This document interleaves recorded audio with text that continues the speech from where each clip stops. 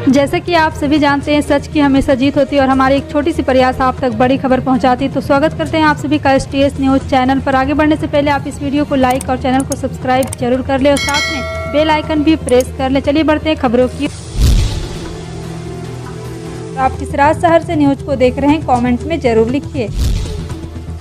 जम्मू कश्मीर में अमरनाथ गुफा के पास शुक्रवार शाम बादल फटने से बड़ा हादसा हो गया। भारी सैलाब में कई श्रद्धालु बह गए। अब तक 16 लोगों के मरने की पुष्टि हो चुकी है। 45 से ज्यादा लोग घायल हुए, जबकि 40 से ज्यादा लोग लापता बताए जा रहे हैं। उनकी तलाश में रेस्क्यू ऑपरेशन चल रहा है। मौके पर ITBP और NDRF की टीम डटी है। देर रात राहत और बचाव कार्य चलता रहा। शनिवार सुबह से एक बार फिर ऑपरेशन में तेजी लाई जा रही। जम्मू कश्मीर के उपराज्यपाल मनोज सिन्हा ने अमरनाथ में चल रहे राहत और बचाव कार्यों की समीक्षा के लिए उच्च स्तरीय बैठक की है। बिहार के रोहतास जिले के करघर थाना क्षेत्र के खड़ासड़ी में सासाराम चौसा पथ पर शेरशाह अभियंत्रण महाविद्यालय के छात्रों ने सड़क जाम कर जमकर हंगामा किया। कॉलेज में दो गुटों के बीच हुई मारपीट में एक छात्र घायल होकर अस्पताल में भर्ती हो गया था। मारपीट में सम्मानित छात्रों पर कार्रवाई करने की मांग को लेकर छात्राओं द्वारा हंगामा किया गया है। जी हां, आपको बता दें कि बताया जाता है कि यहां शेरशाह अभियंत्रण महाविद्यालय परिसर में छात्रों के बीच हुई गुटबाजी में मारपीट हो गई थी। इस मारपीट में एक युवक को गंभीर रूप से चोट लग गई, जिसे नारायण मेडिकल कॉलेज में इलाज के लिए भर्ती कराया गया है। उत्तर प्रदेश के बरेली के फरीदपुर में 2 दिन पहले गुरुवार को एक शराबी टेलर ने पैगंबर इस्लाम के शान में विवादित बयान देने वाली भाजपा के पूर्व प्रवक्ता नुपुर शर्मा को सामने खड़ा करने पर गला काटने की धमकी दी थी। इसका वीडियो वायरल होने के बाद पुलिस ने आरोपी के खिलाफ मुकदमा कायम कर जेल भेजा था, मगर अब शनिवार को एक अस्पताल संचालक पर अपने व्हाट्सएप स्टेटस पर भड़काऊ पोस्ट लगाने का आरोप है। इस मामले में गौ सेवक हिमांशु पटेल ने पुलिस अधिकारियों के ट्वीट कर शिकायत की थी, जिसके चलते आरोपी डॉक्टर के खिलाफ FIR दर्ज कर गिरफ्तार कर लिया गया है। समाज को सशक्त बनाना है तो महिलाओं को शिक्षित बनाना होगा। महिलाएं शिक्षित होगी तो रोजगार भी उनके हाथ में होगा। लेकिन यह कहने भर की बात है, क्योंकि देश में बिहार एक ऐसा इकलौता राज्य है जहां की महिलाएं कम शिक्षित है। यह सभी को पता है कि पढ़ाई का सीधा संबंध रोजी रोटी से है, लेकिन बिहार राज्य के पिछड़े इलाके की श्रमशील आबादी का एक बहुत बड़ा हिस्सा कम पढ़ाई की वजह से रोजगार बाजार का हिस्सा नहीं बन पा रहा। यह सांख्यिकी और कार्यक्रम मंत्रालय की रिप्रोडक्टिव लेबर फोर्स सर्वे 2020 से 21 की रिपोर्ट बताती है। देश में पेट्रोल डीजल की बढ़ती कीमतों की वजह से महंगाई अपने चरम पर है। ऐसे में अगर आप जीवाश्म ईंधन की कीमत में थोड़ी भी कमी आ जाती है तो आम आदमी को बड़ी राहत मिलती है। इस बीच ऐसी खबर चल रही है जिनमें कहा जा रहा है कि केंद्रीय मंत्री नितिन गडकरी ने भारत में अगले 5 साल में पेट्रोल खत्म हो जाने और ऐसे में इस पर बैन लगाने की बात कही है। क्या गडकरी ने ऐसा सच कहा है? ये कितना सच है? जी हाँ, आपको बता दें कि सड़क परिवहन और राजमार्ग मंत्री नितिन गडकरी ने 5 साल बाद देश में सभी वाहनों पर हरित ईंधन के इस्तेमाल होने का भरोसा जताया है। जुलाई को महाराष्ट्र के अकोला में एक बयान में यह बात कही। दिल्ली में बीजेपी ने एक प्रेस कॉन्फ्रेंस के जरिए कांग्रेस को आतंकवाद समेत कई मामलों पर घेरा है। बीजेपी नेता संबित पात्रा ने हमला बोलते हुए कहा है कि कांग्रेस का हाथ आतंकवाद के साथ है। उन्होंने कहा कि आश्चर्य का विषय है कि देश के 22 जगहों पर कांग्रेस पार्टी आतंकवाद के विषय पर प्रेस कॉन्फ्रेंस कर रही है। तुष्टीकरण के कारण से जिस प्रकार से कांग्रेस ने आतंकवाद का साथ दिया, यह कहना गलत नहीं होगा कि कांग्रेस का हाथ आतंकवाद के साथ। कांग्रेस का काम तुष्टीकरण है। कांग्रेस सांसद दीपेंद्र सिंह हुड्डा ने आतंकवादियों और अपराधियों के लगातार कथित तौर पर भारतीय जनता पार्टी से जुड़े होने का खबरों को शनिवार को जिक्र करते हुए देश के लिए एक चिंता का विषय बताया। साथ ही कहा कि भाजपा को इस बारे में आत्मविश्लेषण करने की जरूरत है कि कैसे इस तरह के तत्वों को पार्टी में आने का रास्ता मिल रहा है। राजस्थान के उदयपुर में दर्जी कन्हैयालाल की हत्या के एक आरोपी रियाज अख्तरी के भाजपा से कथित तौर पर संबंध होने की खबरों को रेखांकित करते हुए हरियाणा से सांसद हुड्डा ने केंद्र में सत्तारूढ़ दल से मांग की है कि वह आंतरिक जांच समिति बनाए और आत्मविश्लेषण करने के लिए पार्टी की राष्ट्रीय समिति की बैठक बुलाए। आंध्र प्रदेश के मुख्यमंत्री YS जगन मोहन रेड्डी को सत्तारूढ़ युवा जन श्रमिक का राष्ट्रीय और कांग्रेस पार्टी के एक बार फिर से युवा आजीवन अध्यक्ष चुना गया है। शनिवार को यहां पार्टी अधिवेशन के दूसरे और अंतिम दिन इस संबंध में घोषणा की गई। YSRCP महासचिव वी विजय साई रेड्डी, जो पार्टी अध्यक्ष चुनाव के लिए रिटर्निंग ऑफिसर थे, वे जगन्नाथ मोहन रेड्डी को पार्टी के आजीवन अध्यक्ष के रूप में सर्वसम्मति से चुने जाने की घोषणा की। कांग्रेस सांसद शक्ति सिंह गोहिल ने राष्ट्रवाद के मुद्दे पर शनिवार को केंद्र में सत्तारूढ़ भाजपा पर निशाना साधा और कहा है कि वो देश को खोखला करने की कोशिश कर रही है। उन्होंने कहा, कांग्रेस आतंकवाद पर राजनीतिक के पक्ष में कभी नहीं रही, लेकिन आज जो हालात है और जिस तरह के एक के बाद एक घटनाओं में लगातार आतंकवादियों तथा अपराधियों के तार भाजपा से जुड़े मिले हैं, ऐसे में सवाल पूछना जरूरी हो जाता है। गोहिल ने कहा है कि आप भी सोचिए और समझिए कि भाजपा राष्ट्रवाद की आड़ में देश के साथ कितना घिनौना खेल खेल रही है।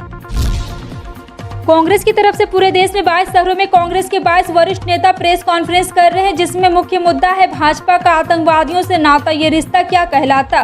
पटना में कांग्रेस की प्रेस कॉन्फ्रेंस में संजय निरुपम ने बीजेपी पर जमकर हमला बोला। उन्होंने कहा, आज बीजेपी ने राष्ट्रवाद के आड़े में हर बार आतंकवाद को मुद्दा बनाया। हमारे कांग्रेस के नेता और 2 प्रधानमंत्री आतंकवाद के कारण शहीद हुए।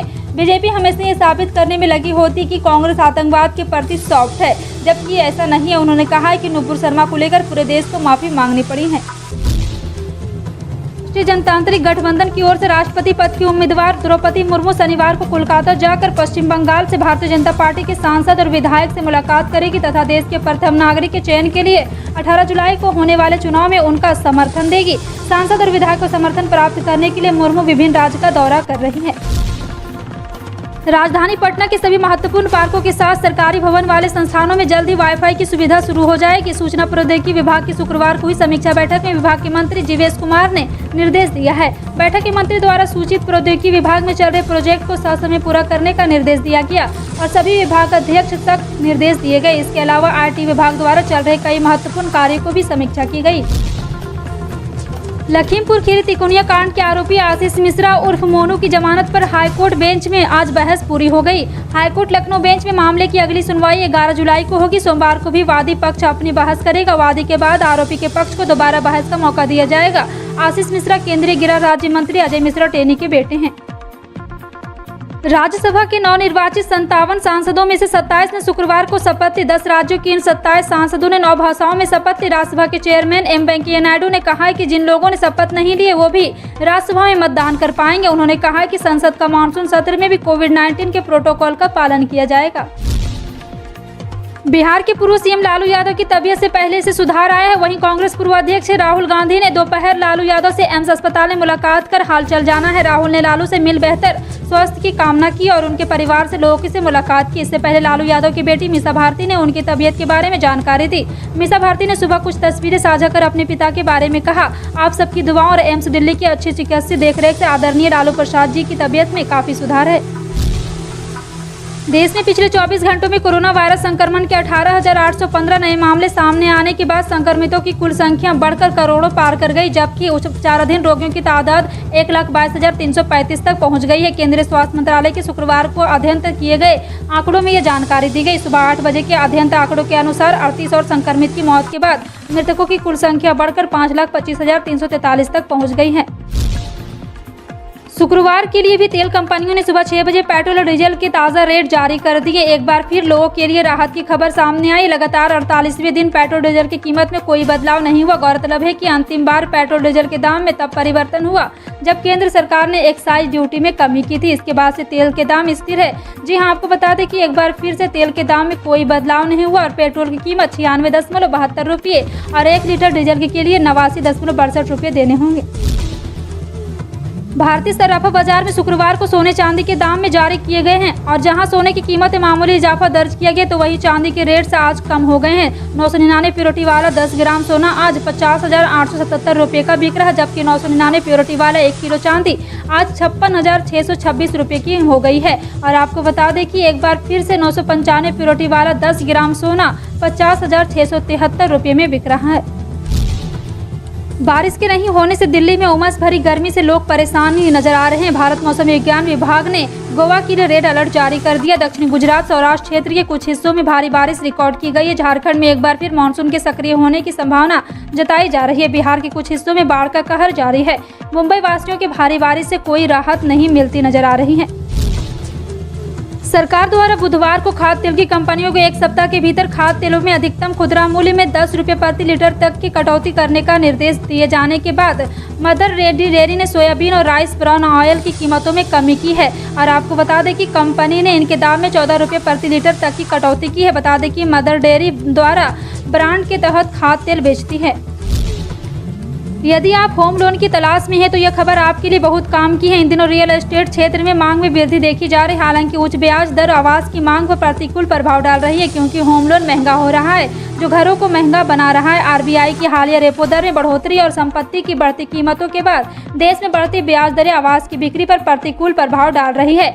ICICI बैंक, भारतीय स्टेट बैंक और HDFC बैंक सहित कई ऋणदाताओं ने जमा और ऋण दोनों के लिए अपने ब्याज दरों में वृद्धि की है। फिलहाल आपका इन सभी खबरों पर क्या कहना है, कमेंट सेक्शन में टाइप करके जरूर बताएं। इसी तरह की पल पल की अपडेट जानने के लिए जुड़े रहें आप अपने NTS न्यूज चैनल से। मिलते हैं अगली बड़ी खबर में, तब तक के लिए जय हिंद।